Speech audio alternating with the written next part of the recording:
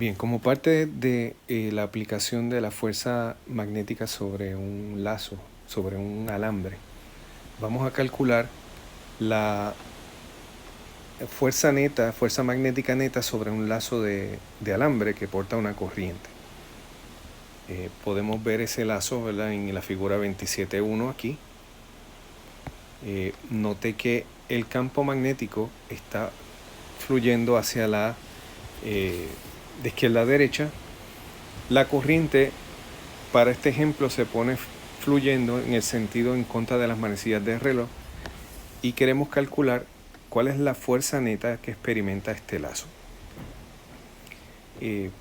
La estrategia que vamos a seguir está escrita ya en esta parte en rojo.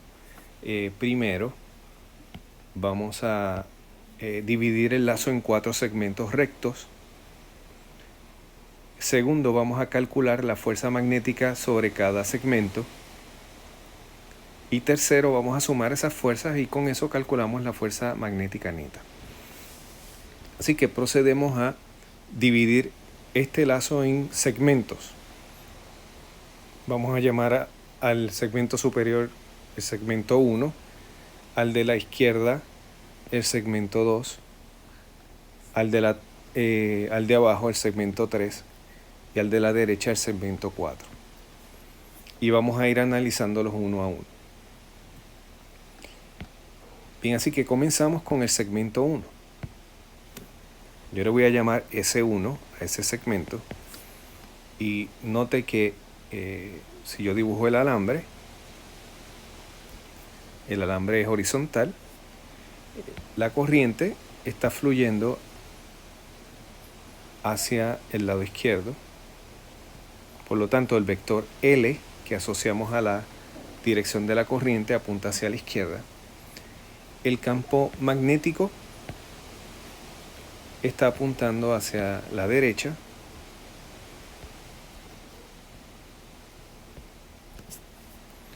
Y queremos entonces calcular la fuerza magnética sobre este pedacito. Si uno recuerda la fórmula para la magnitud, la fuerza en este segmento va a ser corriente por L por B por el seno del ángulo entre L y B. Ahora bien, primero nos fijamos en el ángulo entre L y B. Y note que como L va hacia la izquierda y B va hacia la derecha, ese ángulo entonces va a ser 180 grados. Porque L está antiparalelo a B. Y vimos del video anterior que cuando eso ocurre, cuando L apunta en la dirección contraria a B, que la fuerza es 0. Por lo tanto, en este primer segmento, la fuerza es 0 newtons. Si ahora analizamos el segundo, vamos a llamarle a ese segmento S2. El segmento es, ¿verdad?, dirigido hacia abajo. Note que la corriente en este segmento fluye hacia abajo. Por lo tanto, el vector L apunta hacia abajo. El campo magnético está dirigido todo el tiempo hacia la derecha. Así que notamos que como L es perpendicular a B, la fuerza es máxima. En este caso, L es perpendicular a B y tenemos que F2 va a ser lo que ya llamamos F máximo, que sería I por L por B. Esto se determinó en el video que se llama Notas sobre la fuerza magnética sobre un alambre. De tener dudas, pues los refiero a ese video para que usted vea de dónde salen estos números, estas ecuaciones. Otro detalle aquí es que queremos determinar también la dirección. Y vamos a usar la manera corta de aplicar la primera regla de la mano derecha. Y es que si trazamos un arco desde L hasta B, básicamente podemos determinar en qué dirección va el vector de la fuerza. Note que el arco está en contra de las manecillas del reloj. Y eso implica, según lo que habíamos dicho ya, que la fuerza magnética sobre ese segmento va saliendo. Así que le vamos a poner el símbolo que corresponde.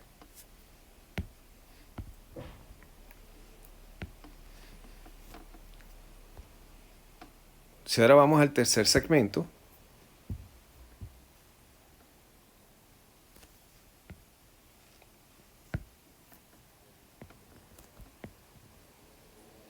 note que en este caso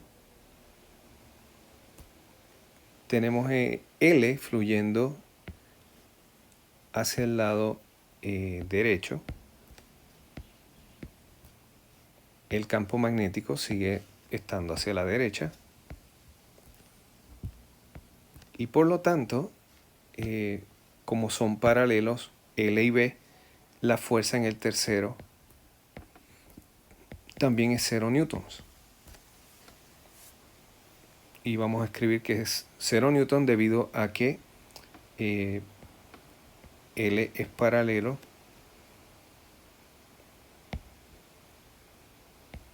al campo. Finalmente, en el segmento 4,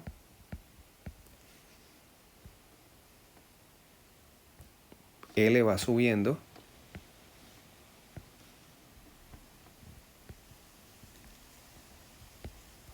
Note que si vamos a la figura, estamos hablando de este segmento.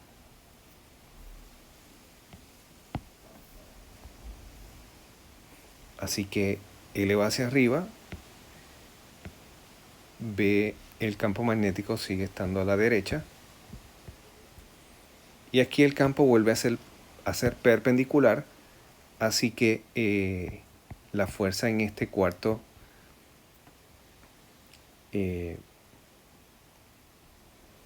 segmento va a ser igual a la fuerza máxima por ser perpendiculares, así que es IL por B. Bien, así que solamente en el segmento 2 y el 4 es que nos quedan las fuerzas distintas de cero. Si determinamos ahora la dirección para F4, note que si vamos desde L hasta B, el movimiento del arco ocurre a favor de las manecillas del reloj. Por lo tanto, en este caso, tenemos la fuerza entrando. Así que en resumen, si dibujamos la fuerza sobre el lazo, le vamos a dibujar el lazo aquí.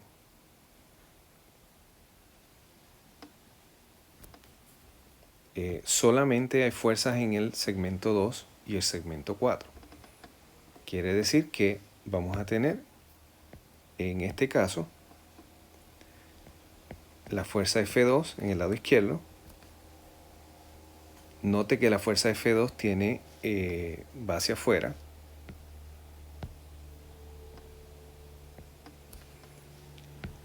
Y la fuerza F4, que estaría en el lado derecho, esa fuerza va hacia adentro.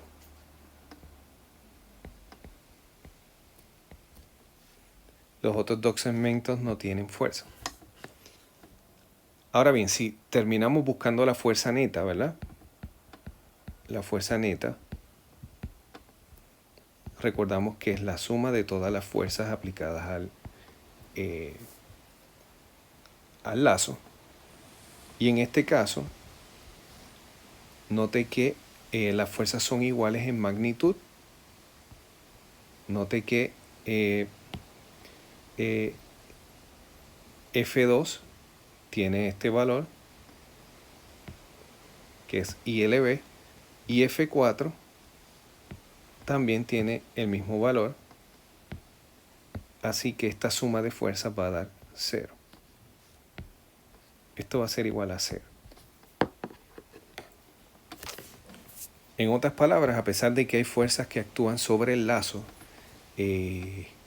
la fuerza neta por las fuerzas ser opuestas en dirección, una sale y una entra, y estar aplicada sobre el mismo objeto y tener la misma magnitud, concluimos que el lazo no experimenta fuerza neta,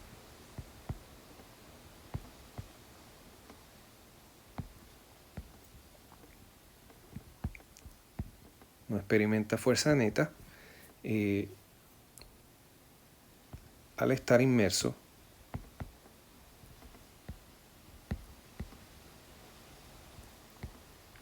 en un campo magnético. Ahora bien, todavía hay un movimiento que ese lazo puede hacer, ¿verdad? Si lo vemos desde arriba, ¿verdad? En una vista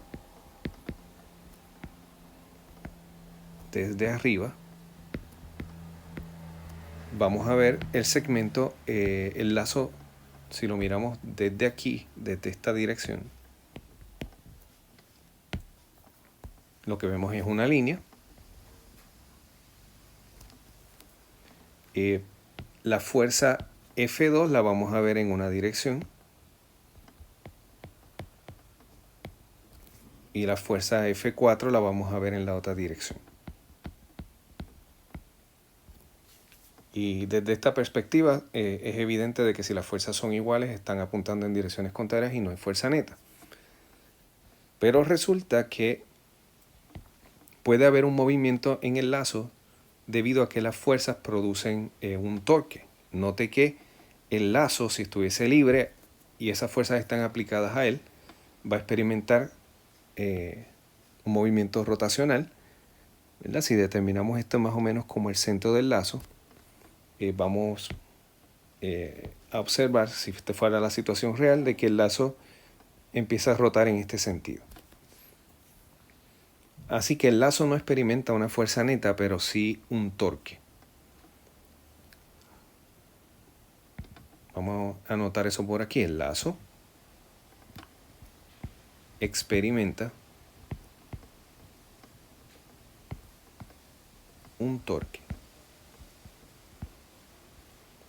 Y ese torque va a provocar aceleración angular. En otras palabras, va a provocar que esto empiece a dar vueltas o que tienda a rotar. El valor de ese torque puede ser determinado, ¿verdad?, de los parámetros de la fuerza, el brazo de acción, etc. Yo simplemente voy a escribir aquí la ecuación que aplica. El torque lo podemos escribir de la siguiente manera. El torque tau es igual a la corriente en el lazo por un vector que vamos a llamar A mayúscula, producto vectorial con B.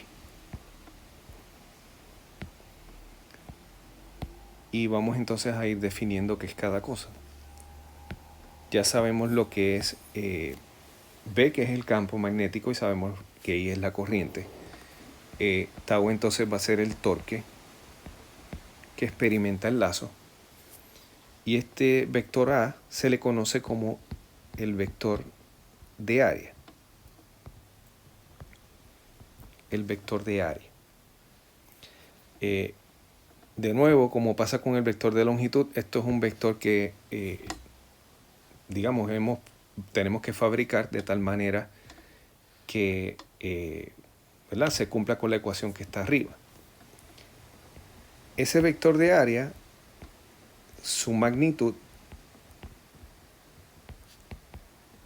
va a ser igual al área del lazo.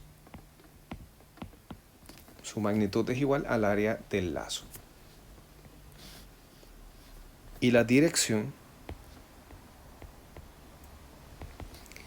se busca utilizando algo que vamos a llamar la regla de la mano derecha número 2.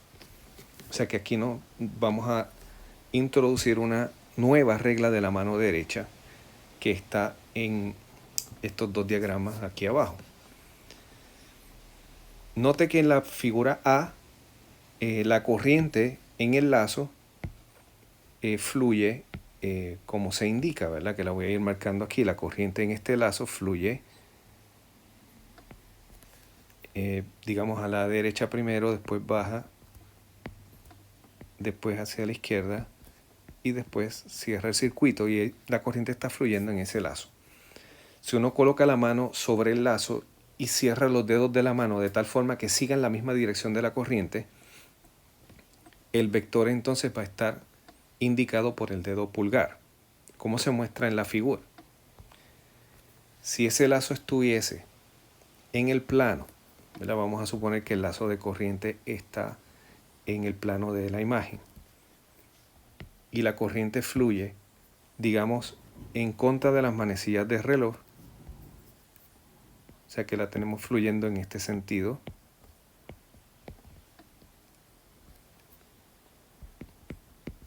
Si uno coloca la mano sobre la imagen y gira los dedos, como se indica en la figura A, sus dedos van a cerrar en la mano en el sentido que voy a dibujar, ¿verdad? Que sería CMR. Y si se giran en el sentido CMR, la dirección del vector A va a ser saliente.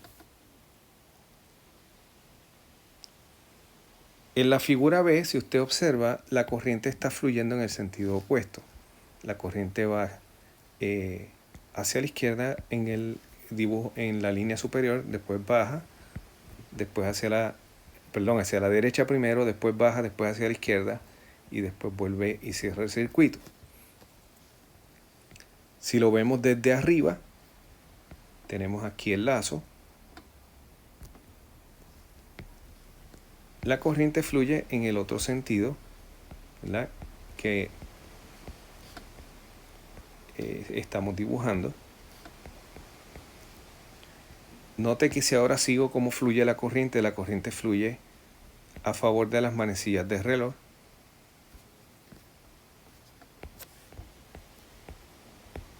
Y por lo tanto eso va a indicar que el vector de área va entrando. Bien, así es que determinamos la dirección de ese vector de área. Una vez entonces sabemos buscar el vector de área, volvemos un momento a la ecuación para el torque. ¿Verdad? Dijimos que el torque es igual a I por A producto con B. De este torque, ahora mirando la ecuación de torque, queremos deducir cuál es la magnitud del torque.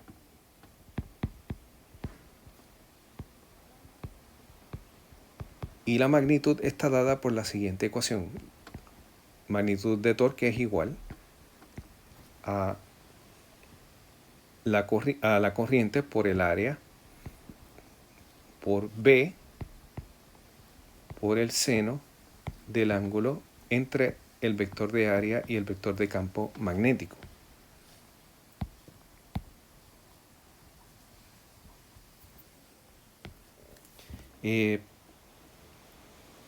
Esta sería la magnitud. Note que esta entonces, como es la magnitud del vector de área, va a ser igual al área del lazo. Y el ángulo entre A y B, pues podemos hacer un diagramita aquí. Vamos a suponer que este es el lazo. Digamos que el campo magnético fluye hacia arriba.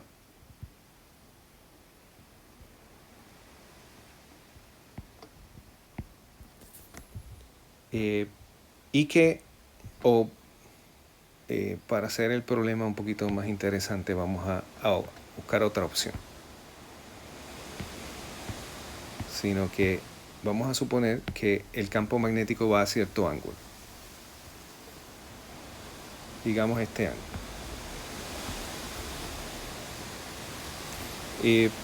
Necesitamos determinar cuál es el vector de área. Si asumimos que la corriente fluye como se está dibujando y aplicamos la regla de la mano derecha número 2, vamos a encontrar que ese vector de área está dirigido aquí hacia arriba.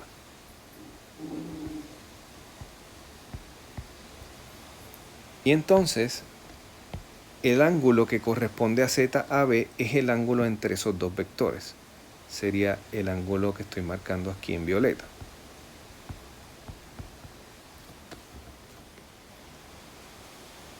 Así que de esa forma determinamos ZAB y de esa forma calculamos el torque. Nos falta entonces la dirección del vector de torque. Para la dirección, pues seguimos usando, como es un producto vectorial, la regla de la mano derecha número 1. Y esa regla se usa con los vectores A y el vector de campo magnético.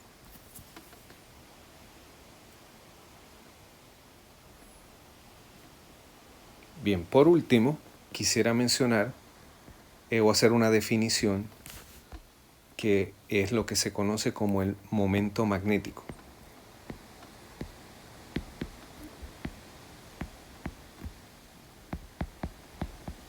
El momento magnético mu se define como la multiplicación de la corriente por el vector de área. Y note que usando el momento magnético, si uno mira la ecuación para el torque es I por A, producto con vectorial con B. Note que este mu justamente es lo que aparece en la primera parte de ese producto, así que podríamos también escribir el vector de torque como igual a mu producto vectorial con B. Así que en algunos textos aparece el torque de esta forma y es utilizando esta definición del momento magnético.